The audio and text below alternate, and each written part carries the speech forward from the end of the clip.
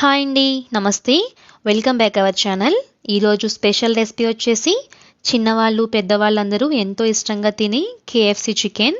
ఈ చికెన్ బయట మనకి కేఎఫ్సి సెంటర్లో ఎలా అయితే మంచి క్రంచీగా టేస్టీగా ఉంటుందో అలాంటి టేస్ట్ తోటి ఇవాళ మనం ఇంట్లోనే ప్రిపేర్ చేసుకోబోతున్నాం. వింటేనే నోరూరుతుంది కదా. లెట్స్ కమ్ ప్రిపరేషన్లోకి వెళ్ళిపోదాం. కేఎఫ్సి చికెన్కి ముందుగా చికెన్ లెగ్ పీసెస్ని తీసుకోవాలి. ఇక్కడ నేను 2 లెగ్ పీసెస్ని తీసుకున్నాను. వీటిని ఒక 3-4 టైమ్స్ బాగా వాష్ చేసుకొని ఒక ప్లేట్లో పెట్టుకోవాలి. ఇప్పుడు ఈ లెగ్ పీసెస్ని ఫోర్క్తో కానీ లేదంటే ఇలా షార్ప్గా ఉండే నైఫ్తో కానీ ఈ విధంగా ఘాట్లు పెట్టుకోవాలి. ఇప్పుడు ఇందులో 1/2 teaspoon salt, 1/2 teaspoon కారం, చిటికెడు పసుపు, 1/2 టీ స్పూన్ మిరియాల పౌడర్ని వేసుకొని చికెన్ పీసెస్కి బాగా పట్టించాలి. తర్వాత క్యాప్తో క్లోజ్ చేసి ఒక గంట పాటు దీన్ని మనం పక్కన పెట్టుకుని ఉంచుకోవాలి. ఇలా చేయడం వలన మనం వేసిన ఇంగ్రీడియంట్స్ అన్నీ కూడా చికెన్ పీసెస్కి బాగా పట్టి ఈ చికెన్ పీసెస్ మంచి టేస్టీగా ఉంటాయి. మీకు వీలైతే గంట నుంచి 3 గంటల పాటుగా కూడా దీన్ని నానబెట్టుకుని ఉంచుకోవచ్చు. 1 అవర్ తర్వాత ఒక బౌల్ తీసుకొని అందులో 3 స్పూన్స్ మైదా పిండిని యాడ్ చేసుకోవాలి. ఇందులోనే 1/2 teaspoon salt, 1/2 teaspoon కారం, 1/2 టీ స్పూన్ మిరియాల పౌడర్ని యాడ్ చేసుకోవాలి. అలాగే 1/2 టీ స్పూన్ అల్లం వెల్లుల్లి పేస్ట్ని కూడా యాడ్ చేసుకోండి. తర్వాత ఇందులో 1 ఎగ్ని ఇలా బీట్ చేసుకొని వేసుకోవాలి. తర్వాత ఇందులో 1 టేబుల్ స్పూన్ వాటర్ని యాడ్ చేసుకొని మీ హ్యాండ్తో కానీ లేదా విస్కర్తో కానీ ఎక్కడా ఉండలు లేకుండా పిండి మొత్తం కూడా మనం వేసుకున్న ఇంగ్రీడియంట్స్ అన్నీ బాగా కలిసేలా కలుపుకోవాలి. పిండి కన్సిస్టెన్సీ ఈ విధంగా ఉండాలి. తర్వాత చికెన్ పీసెస్ కోటింగ్ కోసం ఒక ప్లేట్ తీసుకొని అందులో 2 స్పూన్స్ మైదా పిండి, 2 స్పూన్స్ బియ్యం పిండిని యాడ్ చేసుకోవాలి. ఇందులోని రుచికి సరిపడా సాల్ట్ అంటే 1/2 teaspoon salt, 1/2 teaspoon మిరియాల పౌడర్, 1/2 టీ స్పూన్ కారాన్ని కూడా యాడ్ చేసుకొని ఓసారి బాగా కలుపుకోవాలి.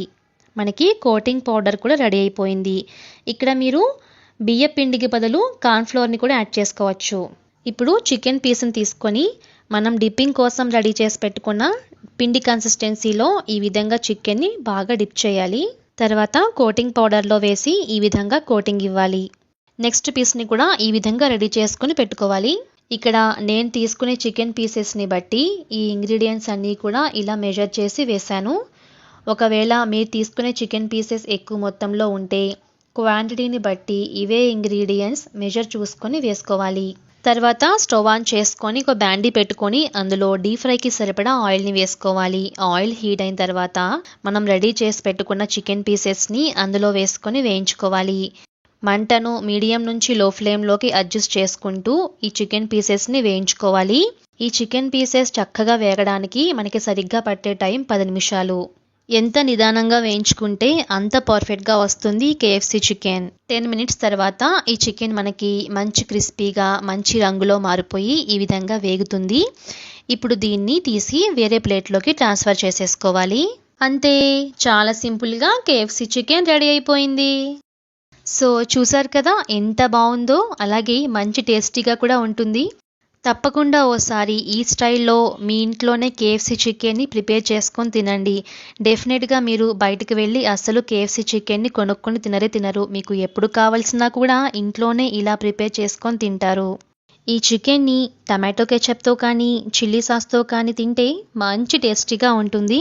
అలాగే ఈ వీడియో నచ్చితే లైక్ చేయండి. మరిన్ని మంచి వీడియోస్ కోసం నా ఛానల్ని సబ్స్క్రైబ్ చేసుకోండి. Thank you.